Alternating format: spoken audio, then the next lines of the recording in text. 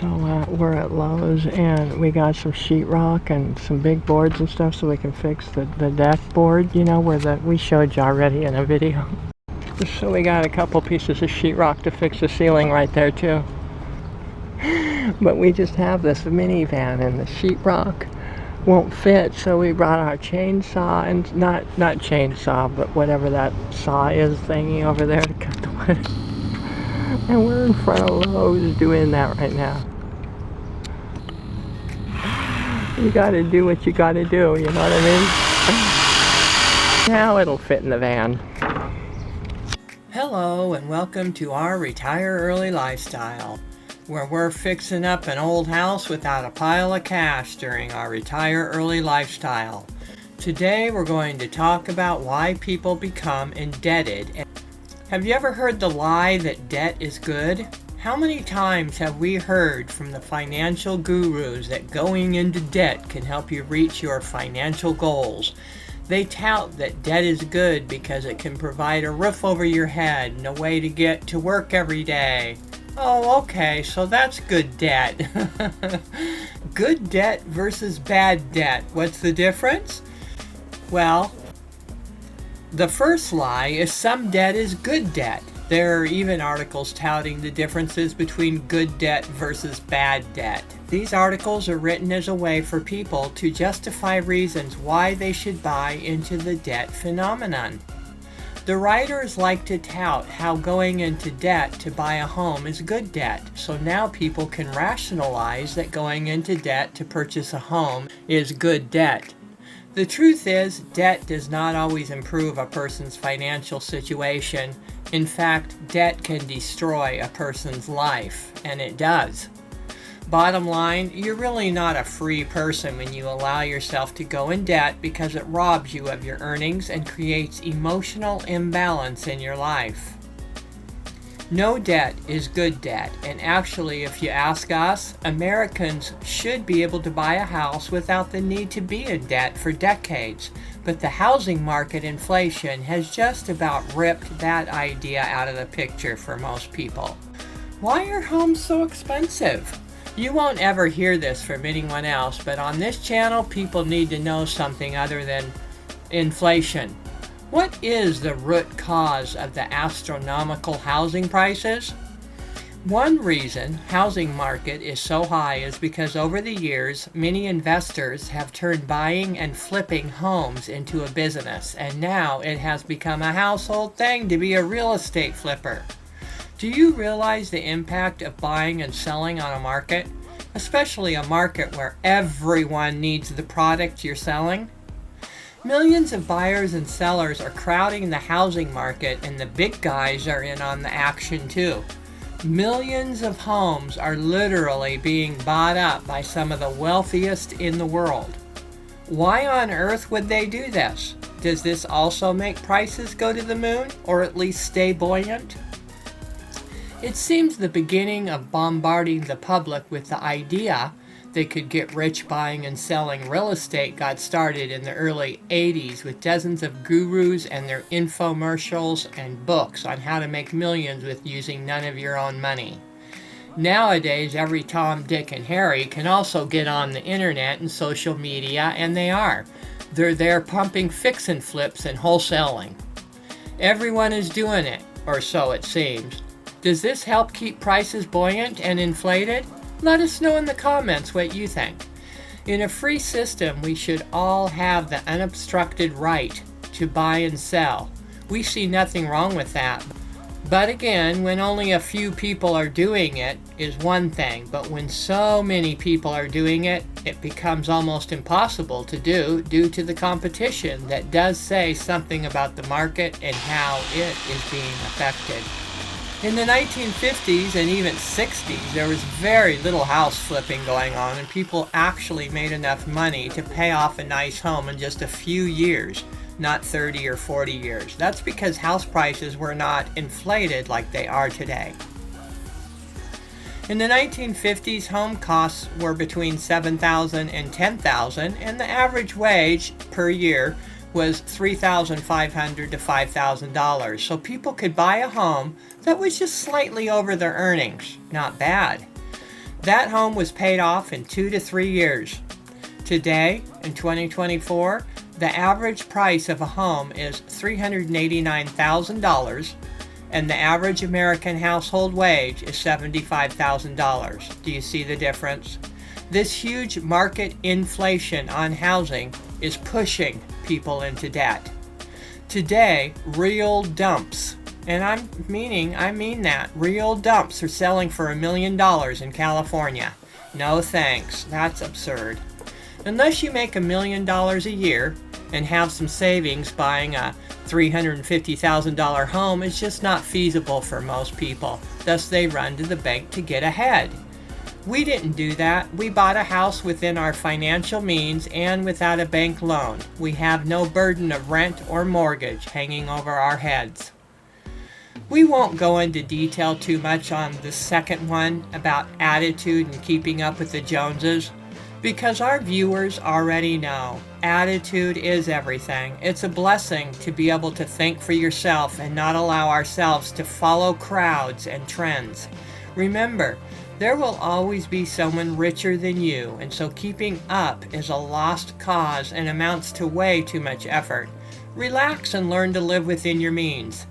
Debt is like a thief in the night. It comes to pillage and destroy everything we have, and many lives have been completely destroyed because of the trap of needing to impress others. It's unfortunate, but let's move on. Number 3 is poor spending habits. For whatever reason, people spend money like it's going out of style, and maybe the dollar is going out of style. Many things we do and how we live is a habitual. We feel the need to eat out 2 or 3 times a week. We don't look at prices and just throw stuff into the shopping cart. Some people never shop at thrift stores, and then there are the folks that don't really even know how to keep utility costs down by doing just small little things in the home to lower utility costs. These are what is usually called our spending habits. If we want to save hundreds of dollars every month, looking at some of these areas such as how to lower our utility costs, shopping by value, and cooking most meals at home can do wonders on savings each month. Then, with the savings, pay off your debt quicker and stay out of debt. Don't let bad spending habits keep you in debt. The best way to do that is to spend less than what you make. Also, learning new good habits, such as learning to see where you can save money every month, is a good habit. We strive to use that habit in our daily living. It's fun. It's like a game. Number 4 is spending more than you make. And people just don't budget. Can it be that housing prices have gotten so out of hand that even people bringing in $100,000 a year can't seem to get that bank loan paid off just a little bit early? Too high of mortgage payments can lead us to ruin. Just ask the millions of Americans that are working 2 jobs so they can pay off their house loan. We knew we would be in the highest inflation period of our lives. Most people that fall into the depths of debt don't realize what they did to get there. It just happened so fast, and they just gradually went deeper and deeper into debt. The problem is they don't budget, and they just go deeper into debt. We have to figure out what it is we're in error about with our spending habits and abruptly put a stop to it before a total financial ruin befalls us. For example, when we stop and really analyze why we're barely getting by or don't have enough money coming in for our outgoing payments, it's usually because debt is accumulative, even if you don't think so. This is how we spend more than we make. So if we keep using those credit cards, we will not have enough money at the end of the month to pay off the things that are important, or we'll lose it, such as our home. Start becoming more of a good manager with your money.